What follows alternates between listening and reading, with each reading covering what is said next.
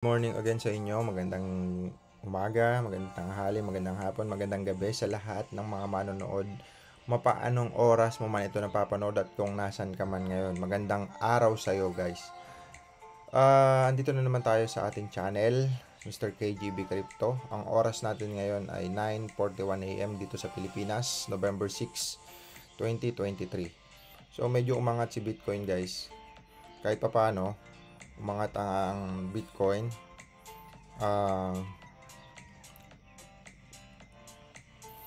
Actually, hindi pala Bitcoin, mga altcoin. So, umangat siya. Try natin sino mga umangat. Ito si EGLD. Sigala, umangat rin pala siya. So, ito yung mga umangat na crypto ngayon. By the way, balikan natin si crypto. Ay, 1.9 si Bitcoin.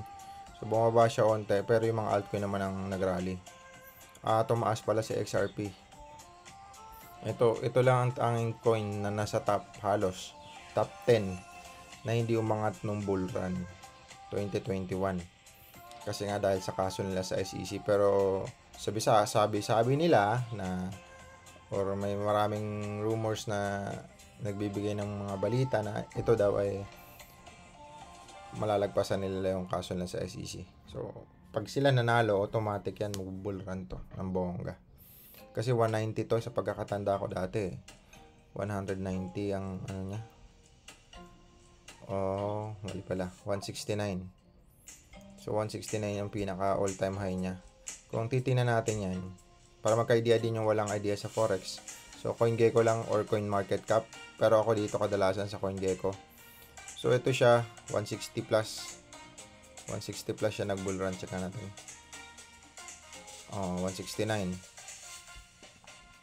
169 siya nag-bull run. So, ayun. Grabe dati, no? Kano lang yung dati? Cents lang, oh. Tapos nag-169. Okay. Ngayon ang presyo niya ay 34. So, bago tayo maligaw, punta muna tayo sa staking muna natin bago tayo magpunta dyan sa mga currency update. So, ayan, meron tayong 45 kasi nalimutan natin kahapon mag-video, mag-claim.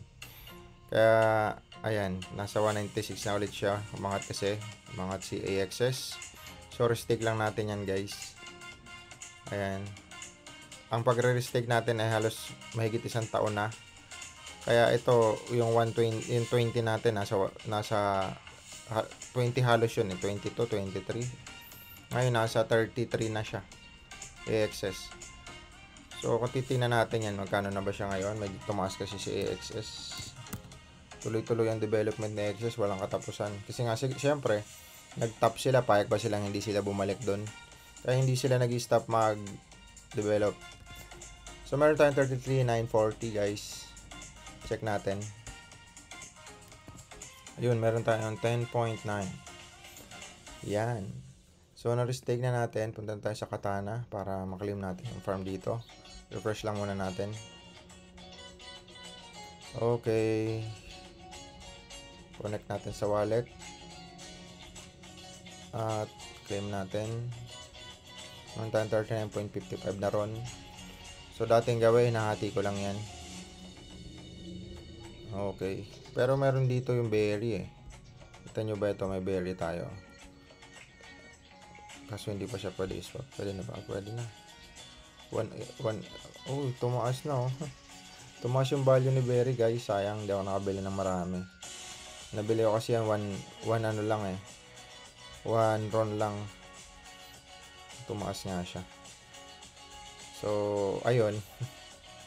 Ngayon, kung itry muna natin mag-berry, ha. Umangat siya. Pero tingin ko palaki pa tong games na to eh.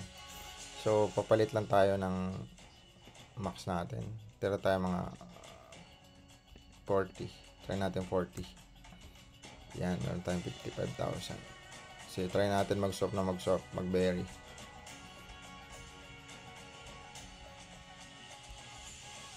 So, meron tayong 41 berry. I-berry muna natin kasi ito yung isa sa mga laro ngayon ng Axie. gamit ang kanilang RON. Pixel. Isa ito sa magagandang games ngayon na marami daw nagpa-profit ng 6,000, 8,000 pesos a day. I don't know. Sabi lang, hindi ko pa natatry, hindi ko pa nalalaro, hindi ko pa nakikita lahat. Pero sabi lang sa akin ng isang content creator na top sa Pilipinas, try ko daw subukan ito. Sabi ko, check ko pa lang. Medyo busy lang kasi kahapon, kaya hindi ko siya masyadong asikaso. Lalo ito nga pag-claim, hindi ko masikaso. So, ayun lang guys. Tuloy-tuloy lang tayo. By the way, dito tayo sa Axie ngayon. Tumaas siya. Sana mabot ng kahit 1.5, pero tingin ko abot ng 8,000 yan. So, kung nag-abot ng kahit 8,000 lang guys. 5 years mula ngayon. 8,000. 3,390, 40 times 8,000. Okay, 2. Boom. 1, 2. Diba? Retirement. Mag 1.5 na lang muna. 1.5 times 1.5. Pwede na rin. 50. So, ganun lang guys. Check natin mga top search. Ito yung mga top search ngayon. Ito okay din to. Isa sa magagandang project to. Dayon. Ito hindi pa to nakakaranas ng all-time high. Kasi kaka-add lang nito. August lang. Kaya 2021 ng all-time high ng bull market. Kaya ano muna. Kumbaga, isa to sa mga malaking chance na mga ulit. O umangat. Kasi nga wala pa siyang, hindi pa siya masyadong nabibili. At ang supply niya nasa 10 billion lang yung supply niya. Actually, ang laki ng price niya guys. Ang liit, ang mura niya pa. Kasi yung mga ganitong presyo, ang mga ganito, ano yan sabihin natin parang si ano to. Sino ba pwede kong kumpara dito na NFT? Sigala 50 billion yun Pero Sigala nasa 90 plus na siya. Kaya malaking chance nito. Pero sa bagay, NFT games kasi yun. Ito, iba naman ang community nito. So, ayun lang. At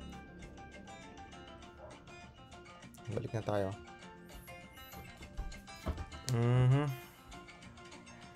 Medyo bumagsak si Bitcoin ngayon. Pero aangat yan. Aangat ang reading ng radar ng mga nagki-crypto ngayon. So, lalo na pag na-approve sa ETF.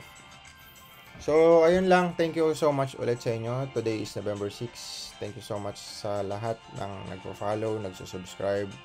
At wag nyo na rin kalimutan i-hit guys yung notification bell para lagi kayong updated sa aking channel.